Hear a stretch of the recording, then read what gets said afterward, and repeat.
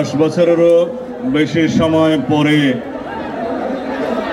আমি আমার নিজ শহরে আপনাদের সামনে কথা বলার সুযোগ পেয়েছি। আল্লাহ রাব্বুল আলামিনের দরবারে অফুরন্ত শুকরিয়া আদায় করছি। সম্মানিত সভাপতি, উপস্থিত কেন্দ্রীয় নেতৃবৃন্দ,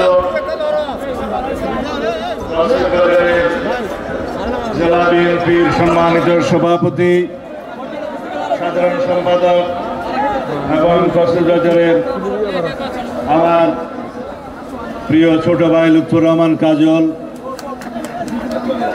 যারা কেন্দ্র থেকে এসেছেন, সাবেক এমপিগণ, সাংগঠনিক সম্পাদকগণ এবং অন্যান্য নেতৃবৃন্দ, আমার প্রাণ প্রিয় কক্সবাজারবাসী, আসসালামু আলাইকুম ওয়া রাহমাতুল্লাহি ওয়া বারাকাতুহু।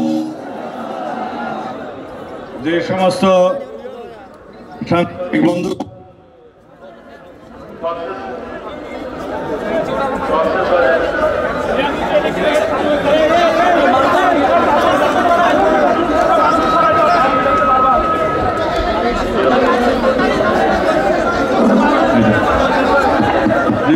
সাংবাদিক বন্ধুগণ ঢাকা থেকে এসেছেন এবং কক্সবাজার থেকে যোগদান করেছেন, প্রিন্ট এবং ইলেকট্রনিক মিডিয়ার সকল সাংবাদিক বন্ধুগণ, আসসালামু আলাইকুম ওয়া রাহমাতুল্লাহ। আমি খুব খুশি হয়েছি, সারা কক্সবাজারের পথে পথে আজকে জনসভা অনুষ্ঠিত হচ্ছে। কক্সবাজারের সমগ্র রাজপথ জনসমুদ্রে পরিণত হয়েছে। এই মাঠ আমরা যে উদ্দেশ্যে করেছিলাম, আজকে সেই উদ্দেশ্য পরিপূর্ণ হয়েছে। কক্সবাজারের রাজনৈতিক অঙ্গন ফুলে ফুলে সুশোভিত হয়েছে।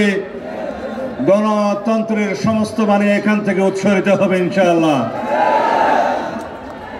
আমি আজকে অনেক রকমের ইতিহাসের কথা বলবো। যারা আপনারা রাজনীতির মাঠে ময়দানে কাজ করেন, আপনারা বাংলাদেশের আনাচে কানাচে সেই সমস্ত সংবাদ ছড়িয়ে দিবেন। এই ভূখণ্ডে 1954 সালে যুক্ত ফ্রন্টের বিজয়ের মধ্য দিয়ে তৎকালীন শাসক মুসলিম লীগের চিরতরে কবর হয়ে গিয়েছিল।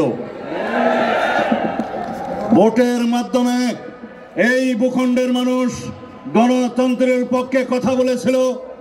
পশ্চিম পাকিস্তানি মুসলিম লীগারদের অপশাসনের বিরুদ্ধে গণরায়ের মধ্য দিয়ে সেই যে মুসলিম লীগের বিদায় হলো, আর এই ভূখণ্ডে মুসলিম লীগ কখনো মাথা উঠাতে পারে নাই।